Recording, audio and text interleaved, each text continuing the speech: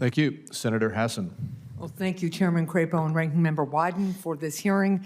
Thank you, Mr. O'Neill and Mr. Andres, for being here today. Congratulations on your nominations to both of you and your families. To both of you, if directed by the President to take action that would break the law, would you follow the law or follow the President's directive? Mr. O'Neill? Thank you for the question, Senator, and I really enjoyed our meeting in your office a few weeks ago. It is always important to follow the law, and the President would not ask me to break the law. Well, I'm glad you are willing to follow the law. The President just this week said he doesn't know that he has to follow the Constitution, so it does raise an issue. Mr. Andres? I agree that it's important to follow the law. I don't believe the President would ask me to break the law. Well, that defies credulity, I'm sorry to say, because he obviously already has, and he has just pardoned people who attacked police officers in the Capitol in January. Let's go to a question about HHS. Mr. O'Neill, since the President took office, this follows up on Senator Cassidy's line of questioning.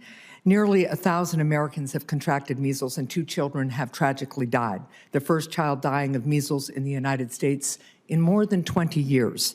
Measles is almost entirely preventable with the measles vaccine, but Secretary Kennedy refuses to say clearly that the vaccine is the best and only way to protect our children from measles. Mr. O'Neill, do you think Secretary Kennedy is leading an effective response to the measles outbreak? Senator, thank you for the question. As you know, I strongly support the MMR vaccine. I've received it, so have my children. I think it is safe and effective. I have limited time. Do you believe Secretary Kennedy's response is effective? Senator, he's been surveilling the measles situation. He has advocated parents get the MMR vaccine, and I completely agree with him on that. So you believe that children dying of measles for the first time in more than 20 years reflects an effective response by this administration? Senator, I don't know what is causing the current situation with measles, but the Secretary has advocated for the MMR vaccine, and I think he's completely correct to do so. So how many children would have to die of measles for you to characterize Secretary Kennedy's response as ineffective? Senator, he's been Secretary for a few months. CDC has been surveilling disease outbreaks for decades. I think he's doing a good job, and I think... I appreciate that answer. Secretary Kennedy has repeatedly gone on television to promote unproven remedies. So you may say he's doing a good job, but he's affirmatively gone on television to promote unproven remedies, such as telling parents that vitamin A can lead to, quote, almost miraculous and instantaneous recovery, close quote, from measles. This claim is simply not true, and now doctors in Texas say they're treating children with liver damage from overdoses of vitamin A. If confirmed, will you ensure that medical professionals lead the department's medical guidance on measles instead of Secretary Kennedy? Senator, I'm not familiar with the study that you're citing. I'd be happy to read it. But I think that both the department as well as physicians should always pursue the best and most rigorous science in all of the recommendations and treatments. So if Secretary Kennedy refuses to follow accepted medical guidance, which a lot of us think he is refusing to follow right now, as has happened time and time again, will the medical professionals get final say, or will Secretary Kennedy? Senator, physicians have a responsibility to make the best recommendations and decisions to their patients based on the best information that they have. They always have that responsibility. It's given to them by the states that license them. This is a different question, and I'm going to move on to another one in a minute.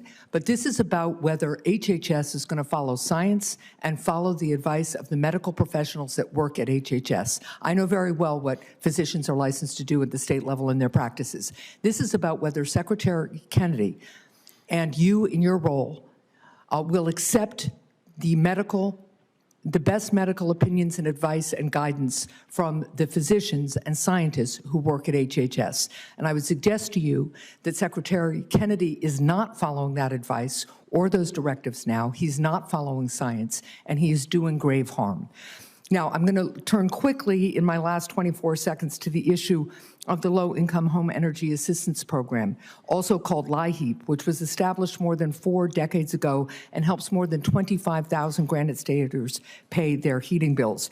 President Trump and Secretary Kennedy recently fired the entire staff who administer this program at HHS. And without LIHEAP, many seniors and families with children are at risk of not being able to afford heat during dangerously cold winters. Now, do you support Secretary Kennedy's decision to force seniors to choose between putting food on the table or heating in their homes? Senator, I had the pleasure of working with LIHEAP when I was at HHS in the Bush administration. I know that it's very hard to stay warm in the winter if you're on a limited income. But I was not involved in the decision to have RIFs of people that work at LIHEAP, and I don't know what information or reasoning went into that decision. Well, I doubt there was much reasoning at all, which is the point. But will you urge the Secretary to reverse his cuts to the LIHEAP program? Senator, if I'm confirmed, I would. You could hold me responsible for all of the activities of the entire department, including all the agencies and sub-offices. My view, my very strongly held view, is that if the department has made a mistake, it should correct the mistake promptly. Thank you. Thank you, Mr. Chair.